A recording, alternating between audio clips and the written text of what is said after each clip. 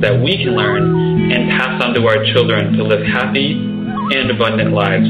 That's why this podcast was created, to help you grow in these areas.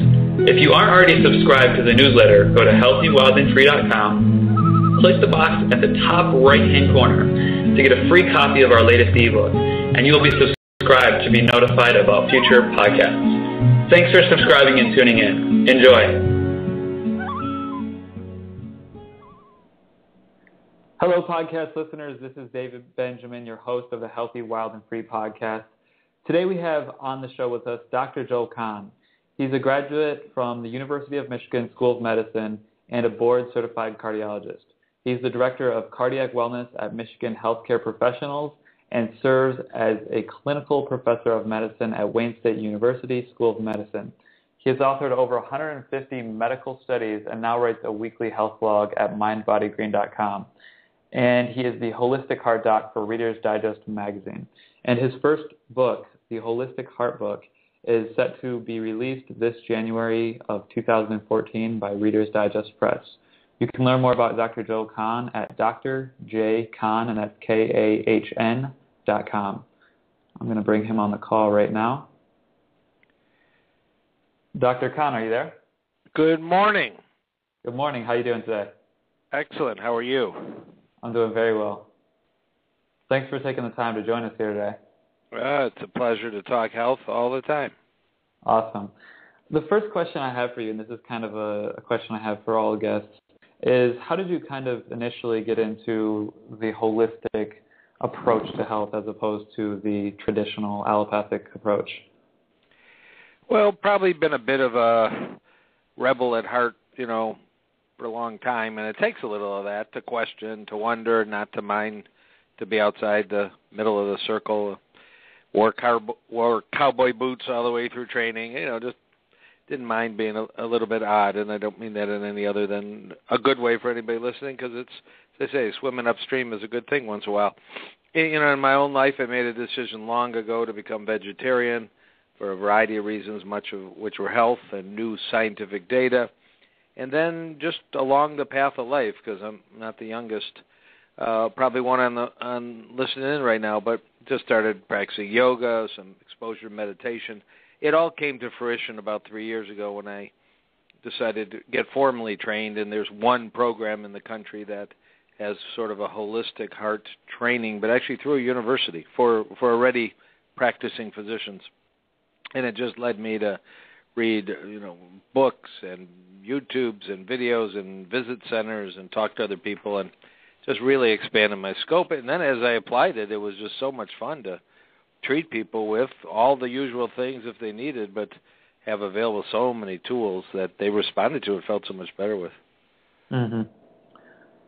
So what are some of the kind of biggest mistakes that people make, mostly in America, because most of the listeners are from America, but really in general, as far as heart health and cardiovascular health is concerned today? Well, there's probably two, and it's society, and it's hard to avoid them, but one is, eating shouldn't be such a topic of discussion. I mean, animals eat. There's not blogs and blogs and blogs to describe what's the best diet for a given animal, but yet it's been thrust upon us this dramatic change in our food source in the last 50 years, and it's having serious health consequences. So now, sadly, we're forced to be food scientists and become educated for our own health, and that's one aspect. The other was with convenience built into our lives everywhere in terms of movement. The number of calories, the number of activities we do a day has diminished. So putting more movement in our life would be, the other major message. What, as far as diet is concerned and food-related choices, what kind of research and what kind of information kind of prompted you to? Are you a vegan or a vegetarian? Yeah, I do eat what would be described as a vegan diet. Yeah, no cheese, no eggs, no dairy, and obviously no animal. Okay. What prompted me to move down that road? I grew up keeping kosher dietary laws as a teenager. So it was helpful. There were always things I didn't eat. My mind had to turn on before my hand reached for something. And, that evolved with moving to college and becoming a vegetarian, because that actually was the easiest way to observe Jewish dietary laws. But then science started coming out. I finished cardiology training in 1990, and during the 1980s, John Robbins, who's not a physician but was a very prolific author, started writing about the whole spectrum of reasons to consider vegetarian life. And it usually is really a lifestyle, and that included not only health but also environmental and animal rights issues, and those were books that I read in the 80s and got very educated and excited about the advantage. And then about 1990, as I said, I finished cardiology training and went into practice back here in Michigan, and that year is the year that Dr. Dean Ornish in California, a cardiologist who just had a vision bigger than, even to this day, most anybody, published a major trial that people with very severe heart blockage could actually have their blockages start to reverse by adopting a nearly vegan diet. He did permit a little non-fat dairy and a bit of egg white, along with meditation, body imagery, walking program, socialization. So I had just spent a year training how to become one of the best in the world on putting in balloons and stents. And here's an article in one of the most prestigious medical journals that says you can achieve some of that with just changing what you do with your fork and your shopping list and your pantry. And I was very impressed. That data has held up to this day, 20-plus years later, as really solid science that can be achieved by anybody who wants to educate and make those decisions. Mm-hmm. So as far as like you talked about, you mentioned the kind of being a scientist within your own food, what are some of the kind of biggest, offenders of that we may not be aware of that you kind of see regularly that we can definitely be more aware of?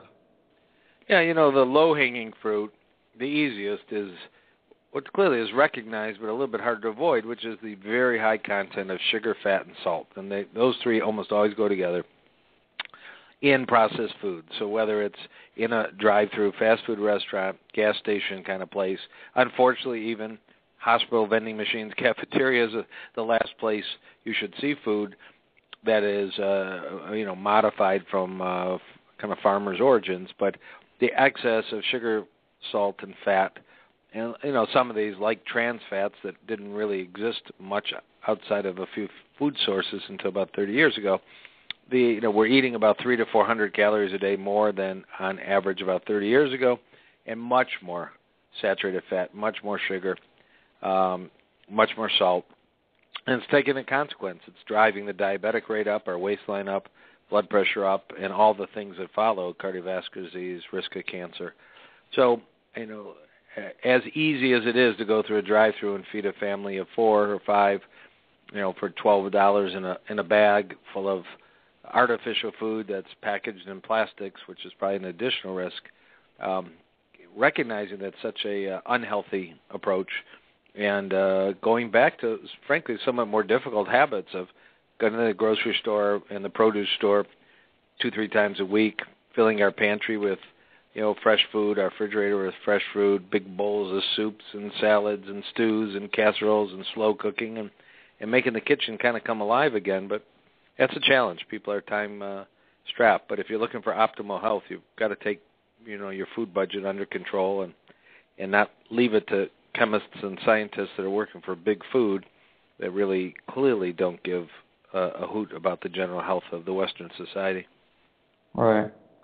As far as burning calories are concerned, I've heard different kind of opinions on this, and I'd love to hear your opinion on what kind of cardiovascular activities are beneficial for the cardiovascular system and the heart. I've heard that running, long distance running, shrinks the heart and the lungs over time, so it actually makes them more efficient, but it weakens them to some degree. And then I've heard that high intensity kind of training is better, along with walking and high intensity training. So what is your kind of take on that, and what do you recommend from a cardiovascular perspective? Yeah, I've studied that. I have to advise my patients on that. I've led a cardiac rehabilitation program at one of the largest hospitals in America, so that's what we do there, is exercise heart patients. And there's many roads. They all start with don't sit, and that's the bottom line. The number of hours a day you sit, whether because you're not well or because your job requires it, For example, the classic study was in England, double-decker buses. There were 2 employees in every double-decker bus. One employee's job was to get the tickets, so that person had to go up and down the stairs many times a day to get the tickets. The second person drove the bus. In follow-up of the risk for cardiovascular disease, there was a tremendous difference, even though usually socioeconomically and diet-wise and many other ways, those 2 people had similar backgrounds. Simply moving during the day as much as possible made a major difference. It was an interesting study. It was large numbers with many years of follow-up. It's also been shown recently you might go to the gym and get yourself a good workout for 45 minutes, but if your job requires you to sit all day long, you actually don't see as much benefit compared to similar people that exercise but have jobs that require them to move around. So first step is building movement, and that's the simple steps of parking your car farther, taking the steps, doing a phone call like we're doing now, and I'm standing and moving around. I'm kind of like tiger in a cage pacing. When I go to lectures and meetings, if appropriate, I'm going to be standing and pacing. Standing desks, treadmill desks are a little bit beyond most people's means, but they're an option. And then in terms of actual exercise, many roads to enjoyment. What you mentioned, and there is some very provocative data in the last maybe 5 to 7 years, is that the ultra athletes, you hear of somebody who's done 4 Ironmans or 12 marathons or can run 70 miles, you normally would think, man, that person is immune from cardiovascular disease. They are in ultra shape, and they do certainly enjoy some benefits. They have body weights and cholesterols and blood pressures lower than the average person. But strangely, at the end of a long distance, marathon or greater distance, triathlon kind of thing, in many people, maybe more than 50%, if you do sophisticated heart testing in the blood and other ways, there are damages that are occurring to the heart from ultra exercise. Not in everybody, but in enough people that it has been reproduced by many centers around the world. My own hospital has done some of those studies. And then if you look longer out, there may be actually a little spike in heart disease for people who've done 15 marathons or all the rest, that those kind of acute stress on the heart from a single ultra-distance event over time can lead to some chronic changes. Now, nobody's really finding these people are dying less frequently. A recent study said some of these ultra people still have a very good lifespan, but they may be getting scarring in their heart.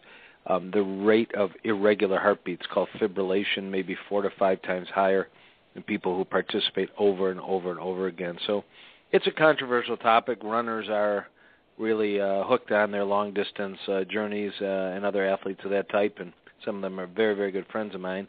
But the data is the data, and there seems to be a sweet spot to kind of conclude your question, that too little and no intensity. I mean, walking is a wonderful activity as a baseline, but if you're really looking for fitness, yes, high-intensity interval training. The advantage is it sometimes can shorten up your workout, and people that have time crunch schedules maybe can get a half an hour, 20 minutes of a very intense workout in with a little bit rest phase in between, mixing some weight training with some cardio. And then, and then if you can get a little longer session in once in a while, that's good too. But big fan of yoga as kind of a mind-body, weight-bearing cardio activity. That's another nice one. Mm-hmm. Is there any research on yoga's effects on the heart and cardiovascular system? There is, and that which has been done has been good. Regular yoga practice doesn't have to be the super hot room intense. On average, lowers blood pressure. On average, improves something called heart rate variability, which is what happens to your heart rate when you breathe in and out deeply, and the more it varies, the healthier, and yoga tends to improve that.